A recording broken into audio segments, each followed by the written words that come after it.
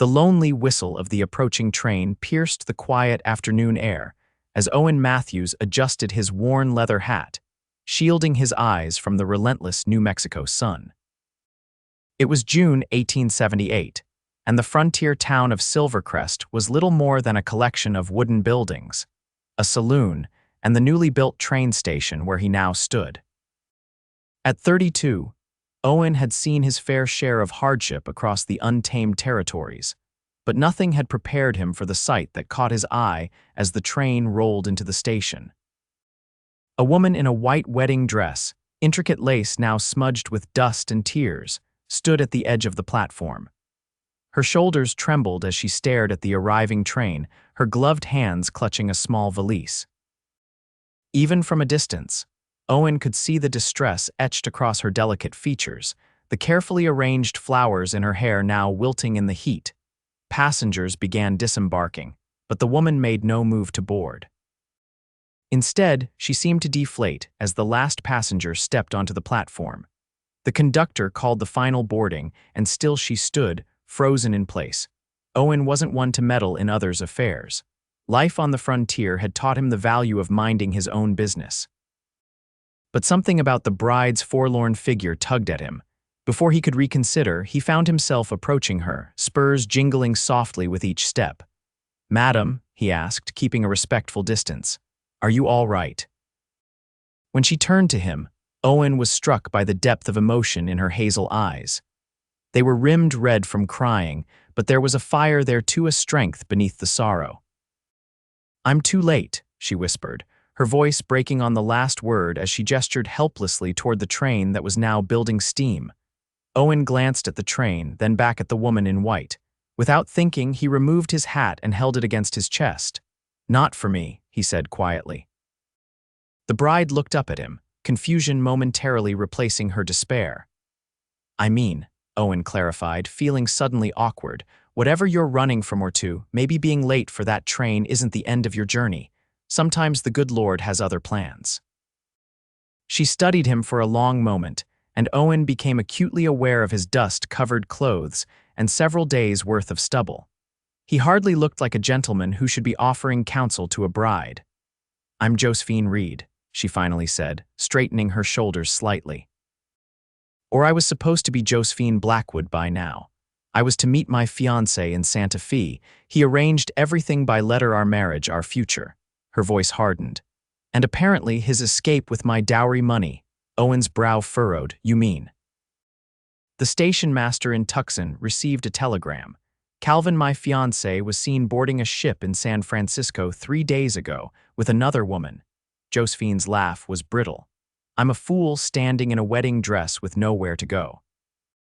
The train's whistle blew again, signaling its imminent departure. "Do you have family back east?" Owen asked. Josephine shook her head. "My parents passed in a fever outbreak 2 years ago. I was working as a schoolteacher in Pennsylvania when Calvin's advertisement for a bride caught my eye." She glanced down at her dress. "I spent my savings on this gown and the train ticket." Owen felt a surge of anger toward the man who had left this woman stranded. The West was no place for an unaccompanied woman with no means, especially one as refined as Josephine appeared to be. "Miss Reed," he said, placing his hat back on his head, "I own a small cattle ranch about 5 miles from town. It's not much, but I have a spare room in the main house where my sister stayed before she married. You're welcome to it until you decide your next move." Josephine's eyes widened with suspicion. "Why would you help a stranger?" "Because my mother raised me right," Owen replied simply. "And because out here, strangers are just friends we haven't met yet. You need help and I can offer it, no strings attached." For a moment, he thought she would refuse. Then, as the train began to pull away from the station in a cloud of steam and noise, Josephine's shoulders relaxed slightly. "I don't have many options, do I?" she admitted. "There's Mrs. Holloway's boarding house," Owen offered.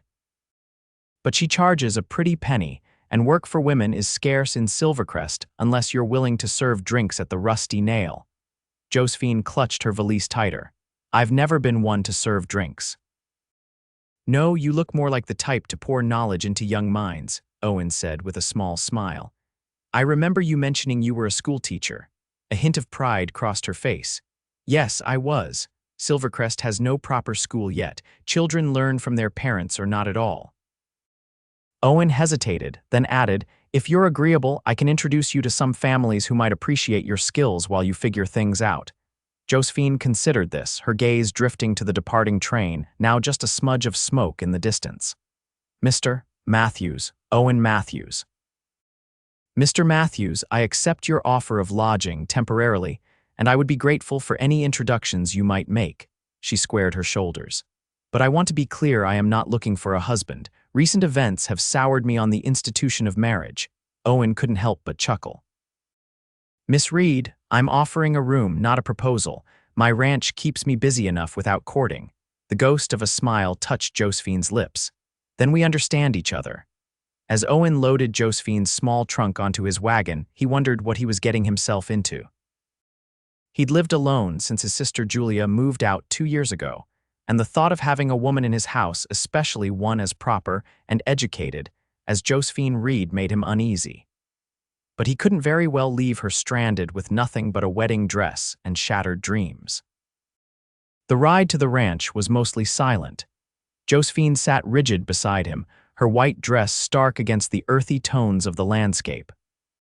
Occasionally, Owen pointed out landmarks, the creek where the water ran sweet year-round, the distant mountains that turned purple at sunset, the grove of cottonwoods that marked the boundary of his property. It's beautiful, Josephine admitted as they crested a hill, revealing the modest ranch below. A small but solid wooden house stood near a barn and corral where several horses grazed. Behind the main structures stretched fenced pastures dotted with cattle. It's not much compared to what you're used to back east, Owen said, suddenly self-conscious about his humble homestead. It's honest, Josephine replied. That's more than I can say for what I left behind. Owen helped Josephine down from the wagon and carried her trunk to the spare room. The space was simple but clean, with a narrow bed, a dresser, and a small window overlooking the eastern pasture. My sister left some clothes that might fit you, Owen said, opening a cedar chest at the foot of the bed. Nothing fancy, but more practical than. He gestured awkwardly at her wedding dress. Josephine ran her hands over the folded garments, simple skirts, blouses, and a sturdy brown dress. Thank you, she said softly, for everything. Owen nodded and retreated, giving her privacy to change and settle in. He busied himself preparing a simple dinner, all too aware of the feminine presence in his house. It had been a long time since he'd had to consider anyone but himself. When Josephine emerged, she'd transformed. The wedding dress was gone, replaced by a practical blue skirt and white blouse. She'd washed her face and removed the wilted flowers from her hair, which was now braided simply down her back. Without the tears and desperation, Owen could see she was truly beautiful, not in a showy way, but with a quiet dignity that suited the frontier better than any fancy dress. I hope you don't mind, she said, gesturing to her borrowed clothes. It felt important to leave that other life behind as quickly as possible. Owen swallowed hard. Not at all, you look more comfortable. They ate a simple meal of beans, cornbread, and coffee. Josephine asked polite questions about the ranch, and Owen found himself talking more than he had in months, explaining his breeding program for the cattle and his plans to expand toward the creek. You've built something real here, Josephine observed. Something that will last. Owen hadn't thought of it that way before. I suppose I have. That night, lying in his bed, Owen listened to the unfamiliar sounds of another person moving in his house. It should have felt like an intrusion, but somehow it didn't. Instead, there was an odd comfort in knowing he wasn't alone under his roof. The next morning, Owen rose before dawn as usual to tend to the cattle. When he returned to the house for breakfast, he was surprised to find coffee brewing and a simple meal of eggs and biscuits waiting. You didn't have to do that, he said, removing his hat as he entered. Josephine, already dressed and looking more rested than the day before, shrugged. I'm not one to stay idle. Besides, it's the least I can do for your hospitality. Over breakfast, Owen told Josephine about Widow Parker, who had 5 children and could likely use a tutor. She lost her husband to a mining accident last year, pays fair from what I hear. Josephine's eyes lit up. I would be grateful for the introduction. True to his word, Owen took Josephine into town that afternoon. Widow Parker was indeed interested in having her children educated, and by the end of the visit, Josephine had secured her first pupil, 11-year-old Samuel Parker, who showed a keen interest in reading but had fallen behind since his father's death. News traveled fast in a small town like Silvercrest. By the end of the week, Josephine had arranged to teach 6 children for various hours, using a corner of Owen's barn that she had cleaned and furnished with a borrowed table and benches. Owen watched with quiet admiration as she transformed the space into a makeshift schoolroom, complete with a small blackboard he'd purchased from the general store. "You didn't have to do that," Josephine said when he delivered the blackboard. "Education's important," Owen replied with a shrug. "Besides, it keeps the children from underfoot while I'm working." But they both knew it was more than that. Something was changing between them, a comfort, a rhythm to their days that neither had expected. June turned to July, and the summer heat intensified. Josephine's skin took on a golden hue from the sun, and her hands, once soft from indoor work, grew calloused from helping around the ranch. She never complained, even when Owen knew the work must be harder than anything she'd done before. One evening, as they sat on the porch watching the sunset paint the sky in brilliant oranges and pinks, Josephine broke their comfortable silence. "I received a letter today," she said, her voice carefully neutral. "From the bank in Tucson," Owen tensed, "about your dowry money." Josephine nodded. They were able to stop the transfer before Calvin accessed all of it. There's enough for a train ticket back east and perhaps a small start somewhere. The news hit Owen like a physical blow. Of course she would leave. Silvercrest, his ranch, was never meant to be permanent for her. Still, the thought of returning to his solitary existence made his chest ache in a way he hadn't anticipated. "That's good news," he managed to say. "When will you go?" Josephine turned to study his face, her expression unreadable in the fading light. "I haven't decided that I will." Hope flickered in Owen's chest, but he tamped it down. "Your life is back east, teaching in a proper school, not a converted barn, is it?" Josephine's voice was soft. "I've been thinking a lot about what makes a home. It's not the building or even the location. It's the feeling of belonging, of purpose." Owen's heartbeat quickened. "And do you feel that here?" "I'm beginning to," she admitted. "The children need me. And I find I enjoy the openness of the West, the possibility of it all." What she didn't say hung between them, the possibility of them. Owen had been careful to maintain a respectful distance, honoring her declaration that she wasn't looking for a husband. But as the weeks had passed, he'd found himself watching her more, noticing the way the sun caught in her hair, the sound of her laughter when one of the foals nuzzled her palm, the concentration in her eyes as she helped a child sound out a difficult word. "Whatever you decide," Owen said finally, "know that you've made a difference here." Josephine's smile was thoughtful. "Thank you for saying that." The next day, Owen rode out early to check on a pregnant heifer in the far pasture. By the time he returned, dark clouds were gathering on the horizon, promising a summer storm. He quickened his pace, wanting to secure the livestock before the rain hit. As he approached the ranch, he saw Josephine hurrying to bring in the laundry from the line. The wind was picking up, whipping her skirts around her legs and loosening strands of hair from her braid. Without thinking, he dismounted and jogged over to help. Together, they gathered the flapping sheets and clothes, their hands occasionally brushing as they worked. A peal of thunder rumbled in the distance, and Josephine looked up at the darkening sky. "We should hurry," she said. Just as the first heavy drops began to fall, they ran for the house, arms full of laundry, laughing as the rain quickly intensified. By the time they reached the porch, they were both soaked through, water dripping from their clothes onto the wooden boards.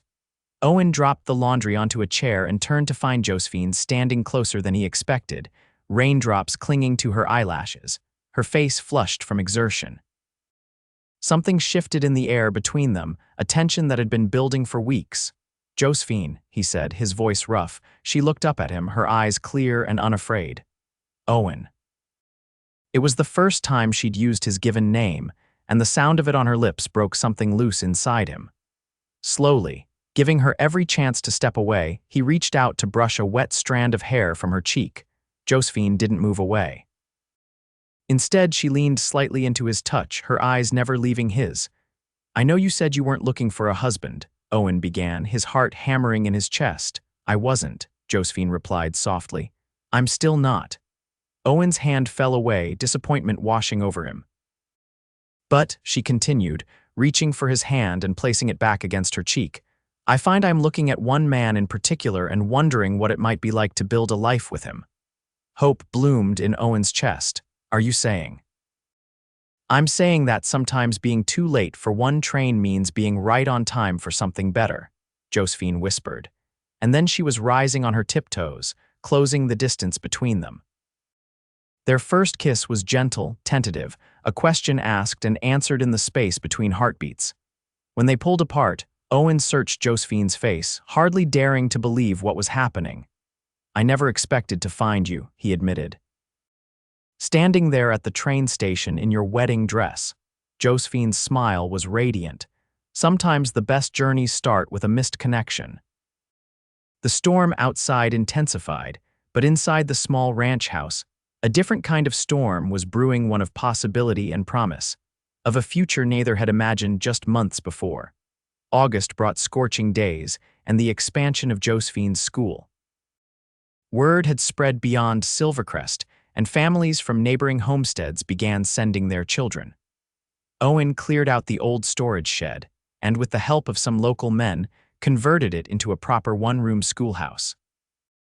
Josephine's eyes had filled with tears when he showed her the finished building, complete with proper desks he'd ordered from Denver.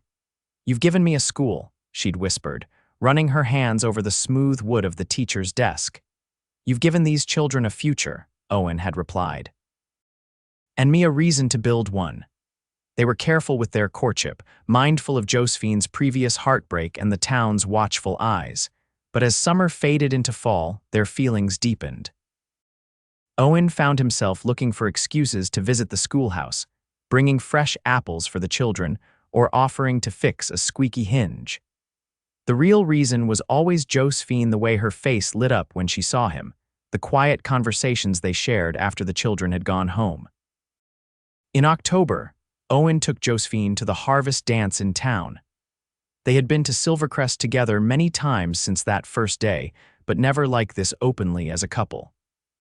Josephine wore a new dress of deep green that she had sewn herself, and Owen couldn't take his eyes off her as they whirled around the dance floor. "People are talking," Josephine murmured as they paused for refreshments. Owen glanced around at the curious glances and knowing smiles directed their way. "Let them talk. I'm proud to be seen with the smartest, most beautiful woman in the territory." Josephine blushed, but her smile was pleased. "You've changed, Owen Matthews." "How so?" "When I first met you, you hardly said 2 words together. Now look at you, practically poetic." Owen chuckled. "Must be the company I keep." As they walked home under a canopy of stars, Owen gathered his courage. They stopped at the crest of the hill, overlooking the ranch, their favorite spot to watch the sunset, though tonight it was moonlight that silvered the landscape. "Josephine," Owen began, taking her hands in his. "I know you came here running from a broken promise. I know you weren't looking for what we've found." He took a deep breath. "But I find myself unable to imagine a future without you in it." Josephine's eyes shimmered in the moonlight. "Owen." He dropped to one knee, still holding her hands. "I'm not Calvin Blackwood. I can't offer you a life of luxury or grand adventures. What I can offer is honest work, a humble home, and a heart that will cherish you until my dying day." He reached into his pocket and pulled out a small ring, a simple silver band set with a single pearl. "It was my mother's," he explained. "Josephine Reed, would you do me the honor of becoming my wife?" For a moment, Josephine was silent, and Owen's heart faltered. Then she sank to her knees in front of him, bringing them face to face. "When I stood on that platform in my wedding dress, watching that train pull away, I thought my life was over," she said, her voice thick with emotion. "I couldn't have imagined that it was just beginning." She cupped his face in her hands. "Yes, Owen Matthews, I will marry you." The kiss they shared sealed their promise, there under the vast New Mexico sky. They were married in November, in a simple ceremony at the newly built church in Silvercrest. Josephine wore a dress of pale blue instead of white. "No more white wedding dresses for me." she had declared, and carried a bouquet of late-blooming wildflowers. Owen, in his best suit, waited for her at the altar with a look of such reverence that several of the townsfolk were seen dabbing at their eyes. Their wedding night was a revelation of tenderness and passion that left them both wondering how they had lived so long without each other's touch. "Do you regret it?" Owen asked as they lay tangled together in the darkness, his fingers tracing lazy patterns on her bare shoulder. Coming west to marry a stranger, only to end up with a different one. Josephine propped herself up on one elbow to look at him. "You were never a stranger, Owen." "Not really. From that first moment when you said not for me, something in my soul recognized yours." She pressed a kiss to his chest, right over his heart. "And this is no ending, it's our beginning." Winter settled over the ranch, bringing with it short days and long nights spent by the fire. Josephine continued teaching, though fewer children made the journey through the snow. Instead, she used the quiet months to expand the curriculum, planning lessons and ordering books for the spring term. Owen worked on improvements to the house, adding a second bedroom, expanding the kitchen, building bookshelves for Josephine's growing collection. They spent evenings reading aloud to each other or simply talking, sharing stories from their pasts and dreams for their future. "I want children," Josephine admitted one night as they lay in bed, listening to the wind howl outside. "Not right away, perhaps, but someday." Owen pulled her closer. "I'd like that. A house full of little ones with your brains and my stubbornness." Josephine laughed. "Heaven help us all." As winter gave way to spring, the ranch came alive again. New calves wobbled on spindly legs in the pastures, and wildflowers carpeted the hills.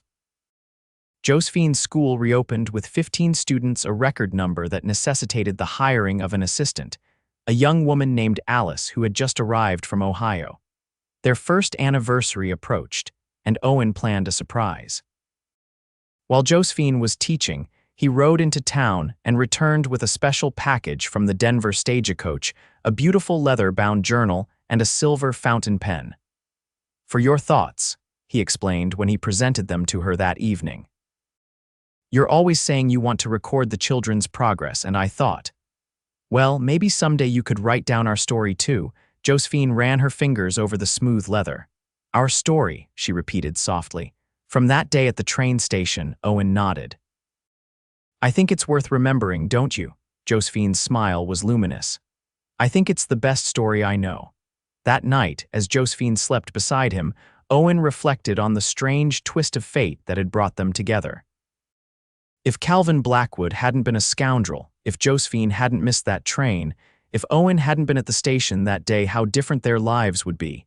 He thought about the words he'd spoken to her on that first day. "Not for me." He hadn't known then how prophetic those words would be, how they would mark the beginning of a journey neither of them had anticipated. The following spring brought the news they had been hoping for. Josephine was with child. Owen's joy knew no bounds. He lifted her off her feet and spun her around the kitchen, only setting her down when she laughingly reminded him of her delicate condition. "A baby," he whispered, placing his hand reverently on her still flat stomach. "Our baby." The months of waiting were filled with preparations.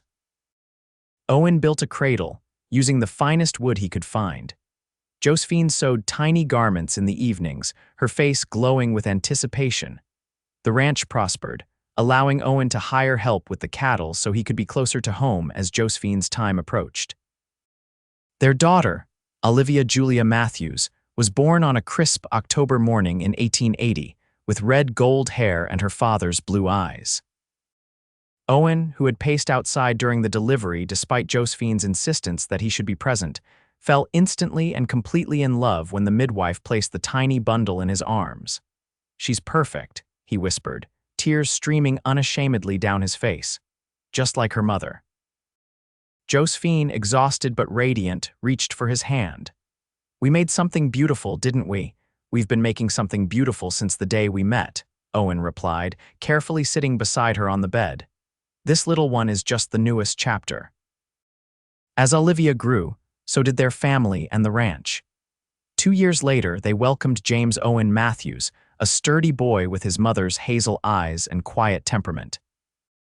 The schoolhouse expanded to accommodate more children, and Josephine hired 2 more teachers, though she continued to teach the older students herself. Owen's cattle operation flourished, allowing them to build a new, larger house with enough room for their growing family and the occasional visitor, including Josephine's former student Samuel Parker, now a young man studying to be a doctor who often came to dinner when he was home from medical school. 5 years after their first meeting at the train station, Owen and Josephine stood on the hill overlooking their ranch at sunset. Olivia chased butterflies in the tall grass while baby James slept in his mother's arms. "Do you ever wonder about him?" Owen asked suddenly. "Calvin Blackwood." Josephine considered the question. "Sometimes," she admitted. Not with regret, but with gratitude, oddly enough. Owen raised an eyebrow. "Gratitude? If he hadn't been a scoundrel, I would never have been standing on that platform crying. You would never have spoken to me. We wouldn't have this." She gestured to the thriving ranch, their children, the life they had built together.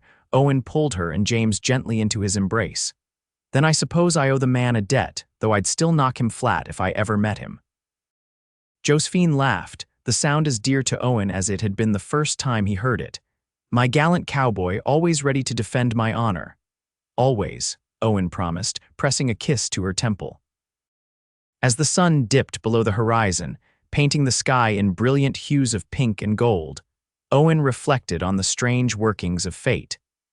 A missed train, a chance encounter, a few simple words spoken to a crying bride, these small moments had altered the course of their lives forever. "Not for me," he had said that day, never imagining how true those words would prove to be. The train she had missed wasn't meant for her, because her journey, their journey, was meant to begin right there, in that moment of apparent failure. Josephine leaned her head against his shoulder, content in the life they had created together. "I love you, Owen Matthews," she whispered. "And I love you, Josephine Matthews," he replied, his voice carrying all the certainty and devotion of the past 5 years. "From now until forever." As twilight settled over the New Mexico landscape, the family made their way back to the warmth of their home, a home built not just of wood and stone, but of love, perseverance, and the beautiful serendipity of being in exactly the right place at exactly the right time.